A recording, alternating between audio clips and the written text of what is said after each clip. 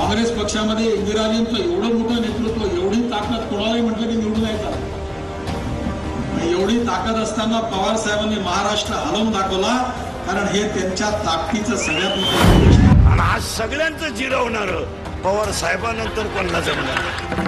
तुमच्या शेजारी बसून कधी तुमचे गेम करतील असा गेम चेंजर मान गणमिकावा खेळाडू म्हणजे शरद गोविंदराव पवार होय. हा शरद पवार स्वतःचा स्वार्थ साधला गेला नाही की असा उलटा फिरतो की तुम्हीच चाट पडाल की अरे काल परवाकडे मिठी मारून बसलेला, असं काय विचित्र दिसतंय. त्याचा पुढचा भाग कुठचा आणि मागचा भाग कुठचा. राजकारणाच्या बाहेर शरद पवार का होते? राजकारणाच्या बाहेर शरद पवार हे 2008 ते 2010 दरम्यान ते भारतीय क्रिकेट संघाच्या नियमाचे अध्यक्ष होते. त्याचबरोबर 2010 ते 2012 साली ते आंतरराष्ट्रीय क्रिकेट परिषदेचे अध्यक्ष म्हणून देखील काम केले. त्याचबरोबर 2013 ते 2017 साली ते मुंबई क्रिकेट संघाचे अध्यक्ष देखील होते. गेम चेंजर शरद पवार यांचे राजकीय पर्व काय सांगते? गेम चेंजर शरद पवार यांचे राजकीय पर्व हे सांगते की शरद पवार हे पहिल्यांदा 1965 रोजी राज्य युवक काँग्रेसचे ते अध्यक्ष होते. त्याचबरोबर 1967 रोजी ते बारामती मतदारसंघातून ते पहिल्यांदा आमदार म्हणून निवडून आलेले होते. त्याचबरोबर शरद पवार हे वयाच्या 29व्या वर्षी म्हणजेच 1972 ते 1974 साली ते वसंतराव नाईक यांच्या मंत्रिमंडळामध्ये ते राज्यमंत्री होते. त्याचबरोबर ते 1974 नंतर कृषी मंत्री आणि उद्योग मंत्री देखील होते.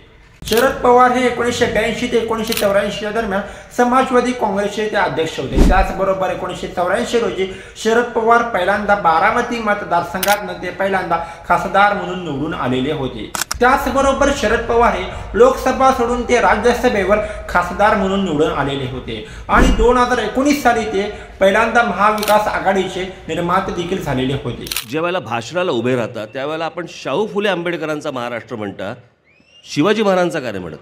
त्याचं कारण आहे असं आहे की शिवाजी महाराजांचा महाराष्ट्र शिवाजी महाराजांचा आहे याच्यातील कुणाच्या मनात शंकाच नाही. ती चिरकाल अशा प्रकारची गोष्ट आहे. शाहू फुले आंबेडकर यांचा प्रकर्षानं उल्लेख करण्याचं कारण की महाराष्ट्र एकसंघ ठेवण्याच्या संबंधीची काळजी आहे आणि हे 3 लोक असे आहेत, या 3 लोकांनी नेहमी सामाजिक ऐक्य आणि सामाजिक प्रबोधन या 2 गोष्टीच्या संबंधी अतिशय कष्ट केले, लोकांना एकसंघ ठेवलं. एकेकाळच्या इंटरव्ह्यूमध्ये स्वतः शरद पवार सांगतात की मी विज्ञानवादी आहे, मला कोणीही लोकांनी देवपूजा करतेला पाहिलं नाही, परंतु मी जेव्हा मुख्यमंत्री झालो होतो तेव्हा मी पहिल्यांदा विठ्ठल रुक्माईची पूजा केलेली होती. नव्या विचारांना स्वीकारून आणि आपला वेळ न वाया घालवता आपल्या पदाचा चांगला कामासाठी वापर करणे हे शरद पवार यांचे ध्येय होते. त्यांनी महिलांच्यासाठी अनेक निर्णय देखील अंमलात आणले. तो एक निर्णय म्हणजेच वडिलांच्या आणि पतीच्या संपत्तीतील 50% भागीदारी. हा असा कायदा शरद पवार यांनी काढला, त्यामुळे शरद पवार यांना क्रांतिकाराचे जनकच म्हणावे लागेल. शरद पवार यांनी पहिल्यांदा म्हणजेच 8 जून 1978 रोजी महाराष्ट्राचे मुख्यमंत्री म्हणून शपथ घेतली. त्याचबरोबर शरद पवार यांनी वयाच्या 38व्या वर्षी महाराष्ट्राचा तरुण मुख्यमंत्री म्हणून देखील किताब जिंकला. त्यानंतर शरद पवार हे 1988 ते 1991, 1993 ते 1995 रोजी 4दा महाराष्ट्राचे मुख्यमंत्री म्हणून निवडून आले. परंतु मात्र शरद पवार यांच्या आयुष्यामध्ये पंतप्रधान होण्याचा योग काय मात्र अजून जुळून आलेला नाही.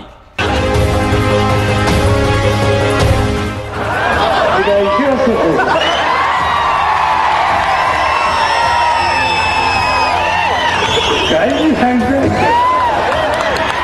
लई पाहिजे लई पाठवायचे. शरद पवार यांना IPLचे जनक देखील बोललं जातं. जर शरद पवार नसते तर भारतामध्ये IPL सुरू झाली नसती असं ठाम मत रवी शास्त्री यांचं आहे. खरं तर IPL सुरू करण्याचा मान ललित मोदींना जातो, परंतु जर ललित मोदींना शरद पवार यांचे पाठबळ नसतं तर भारतामध्ये IPL सुरू झालं नसतं असं ठाम मत रवी शास्त्री सांगतात. शरद पवार हे 2005 ते 2008 दरम्यान BCCIचे अध्यक्ष देखील होते आणि जेव्हा जेव्हा IPLचे मीटिंग होत असत तेव्हा शरद पवार मोठे मोठे गट्टे असलेले फाईल देखील घेऊन जात असत. शरद पवार आणि पावसाचं मात्र खूपच घनिष्ठ असं नातं आहे, जसं की जीव लागायचं.